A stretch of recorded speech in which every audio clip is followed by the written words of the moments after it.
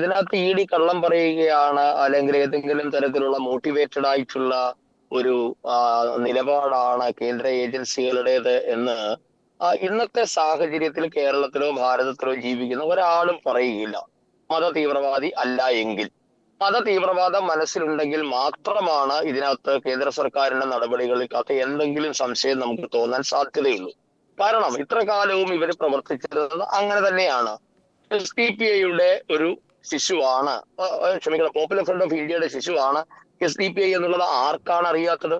അവര് ഭാരതത്തിന്റെ പ്രത്യേകമായ സാഹചര്യത്തിൽ ഒരു ജനാധിപത്യ രാഷ്ട്രത്തിൽ ഏതൊരു സംഘടനയും പ്രവർത്തിക്കാനുള്ള സ്വാതന്ത്ര്യം നമ്മുടെ ഭരണഘടന ഉറപ്പു നൽകുന്നു എന്ന ഒരു പഴുതുപയോഗിച്ചുകൊണ്ട് അവരൊരു രാഷ്ട്രീയ പ്രസ്ഥാനം രജിസ്റ്റർ ചെയ്യുകയും ആദ്യം പോപ്പുലർ ഫ്രണ്ട് ഓഫ് ഇന്ത്യ ഒരു സംഘടനയായി വന്ന് അവർ അതിന്റെ കീഴിൽ ഒരു രാഷ്ട്രീയ പ്രസ്ഥാനം രജിസ്റ്റർ ചെയ്ത് അവർ പ്രവർത്തിക്കുന്നു എന്നുള്ളത് കൊണ്ട് അവർ മാന്യന്മാരായി മാറുന്നില്ല.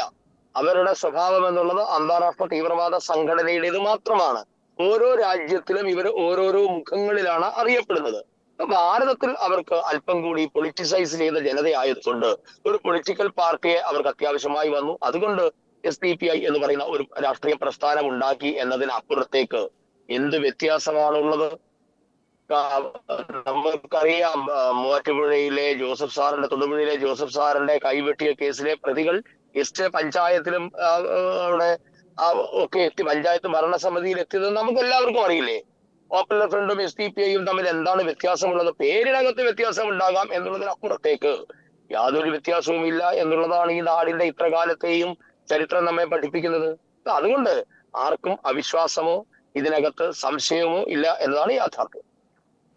മറ്റൊരു കാര്യം, ഇവരുടെ സ്വഭാവത്തെക്കുറിച്ച് അങ്ങ് പറയുമ്പോൾ തന്നെ ഞാൻ ഓർത്തു പോകുന്നത്, ഇപ്പോൾ തുർക്കിയിൽ പണ്ട് അത്താതുർക്ക് വന്നു, യൂറോപ്പിനോട് ചേർന്ന് നിൽക്കുന്ന രാജ്യമാണ്. അത്താതുർക്ക് വന്നു, ശേഷം എർദുഗാൻ വന്നപ്പോൾ പുള്ളിക്ക് ഈ യഥാർത്ഥ സ്വഭാവം കാണിക്കേണ്ട അവസ്ഥ വന്നു നിലനിൽപ്പിന് വേണ്ടിയിട്ട്.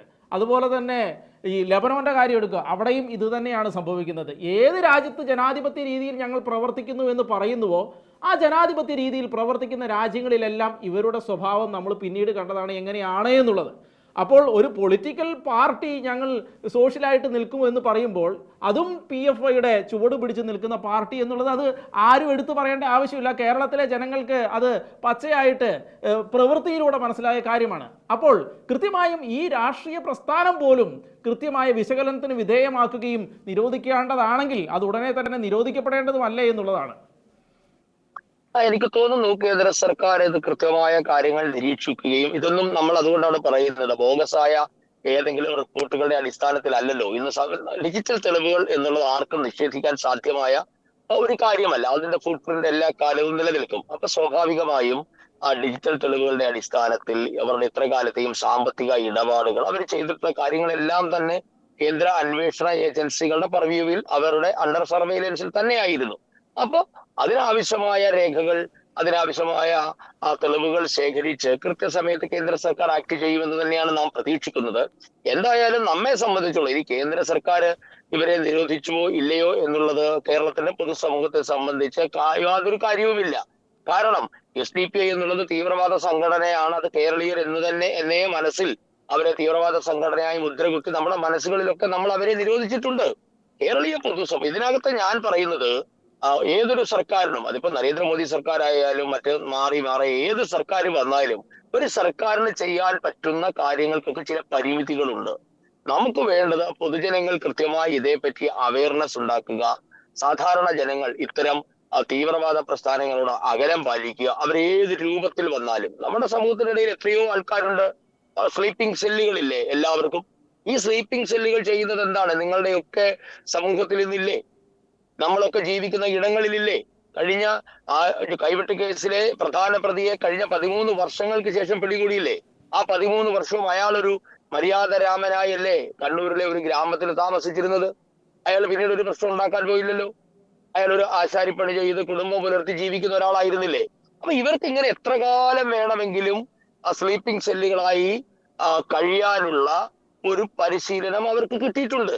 അവർ മുമ്പ് നിങ്ങൾ പറഞ്ഞതുപോലെ അനുകൂലമായ സാഹചര്യം വരുമ്പോൾ നമ്മൾ കേട്ടിട്ടില്ല, ചില വിത്തുകൾ അങ്ങനെയാണ്, ഭൂമിയിൽ വീണ് കഴിഞ്ഞാൽ എത്ര കാലം വേണമെങ്കിലും ആ വിത്ത് മണ്ണിന്റെ അടിയിൽ തന്നെ കിടക്കും. അനുകൂലമായ കാലാവസ്ഥ വരുമ്പോൾ ഒരു വെള്ളത്തിന്റെ തുള്ളി ആ വിത്തിലേക്ക് വീഴുമ്പോഴായിരിക്കും ആ വിത്ത് മുളച്ചു പൊന്തുക. അന്നതുപോലെയാണ് ഈ SDPIയുടെയും പോപ്പുലർ ഫ്രണ്ടിന്റെയും രാജ്യത്തെ പ്രവർത്തനം. അവർ നമ്മളുടെ ഇടയിൽ മെക്കാനിക്കുകളായി, വഴിയോര കച്ചവടക്കാരായി, ഓൺലൈൻ ഡെലിവറി ഏജൻസായി, കർട്ടൻ വിൽക്കാൻ വരുന്നവരായി, പഴക്കച്ചവടക്കാരായി, മൊബൈൽ നന്നാക്കുന്നവരായി ഒക്കെ നമുക്കിടയിൽ ജീവിച്ചിരിപ്പുണ്ട്. ഇത് പൊതുജനങ്ങളുടെ ജാഗ്രത കൊണ്ട് മാത്രം സാധിക്കുന്ന ഒരു കാര്യമാണ്. നമുക്ക് അപരിചിതരുമായി കൂടുതൽ ഇടപഴകാതിരിക്കുക. നമ്മളുടെ ഇടയിലേക്ക് പുതിയ പുതിയ ആൾക്കാർ കടന്നു വന്ന് പുതിയ സംരംഭങ്ങളുമായൊക്കെ വരുമ്പോൾ ഇവരാരാണ്, ഏത് ദേശക്കാരാണ് എന്ന തരത്തിലുള്ള ഒരു സാമൂഹ്യമായ ഒരു ഇടപെടൽ നടത്തി അവരെ അകറ്റി നിർത്തുക, അല്ലെങ്കിൽ ഇവരെ പറ്റി കൂടുതൽ അന്വേഷിച്ചറിയുക. ഇതൊക്കെയാണ് പൊതുജനങ്ങൾക്ക് ചെയ്യാൻ പറ്റുന്നത്. അങ്ങനെ ജനങ്ങളുടെ ജാഗ്രത ഉണ്ടാകുന്ന ഒരു രാജ്യത്ത് സർക്കാർ ഇടപെടലുകൾ വളരെ മിനിമലായിരിക്കും. സർക്കാർ നിരോധിച്ചാലും ഇല്ലെങ്കിൽ അവർക്കൊന്നും ചെയ്യാൻ പറ്റില്ല. പക്ഷെ ഞാൻ പറയുന്നത് കേരളത്തിന്റെ പൊതുസമൂഹം ഇപ്പോഴും അതിന് തയ്യാറാകുന്നില്ല. പലപ്പോഴും മതത്തിന്റെ ഒരു ഷെല്ലിനകത്ത് അവർ ഒതുങ്ങിക്കൂടുകയാണ്. മതത്തിന്റെ ചട്ടക്കൂടിൽ അയാളുടെ രൂപം ഒരു പ്രത്യേക മതത്തിന്റെ വേഷമാണ് എങ്കിൽ, അയാളുടെ രൂപം അങ്ങനെയാണ് എങ്കിൽ അയാളെ സംശയിക്കാനേ പാടില്ല, അയാളെ ഒരു രീതിയിലും ചോദ്യം ചെയ്യാൻ പാടില്ല എന്നൊക്കെ തരത്തിലുള്ള പൊതുബോധം സമൂഹത്തിൽ സൃഷ്ടിക്കുന്നതിൽ കേരളത്തിന്റെ ഇടത് വലത് രാഷ്ട്രീയം വഹിച്ച പങ്ക് അപകടകരമാണ്. അങ്ങനെയല്ല, ക്രിമിനലുകളെ ക്രിമിനലുകളായി കാണാൻ സാധിക്കണം. ക്രിമിനലുകൾക്ക് മതമില്ല എന്ന് നാം വെറുതെ വാദത്തിന് വേണ്ടി പറഞ്ഞാൽ പോരാ, മതമില്ല എന്ന് നാം അംഗീകരിക്കണം. ക്രിമിനൽ പശ്ചാത്തലമുള്ളവരെ ഡീൽ ചെയ്യുമ്പോൾ മതവിശ്വാസം പ്രശ്നമേ അല്ല, അവനെ ക്രിമിനലായി തന്നെ പരിഗണിക്കണം.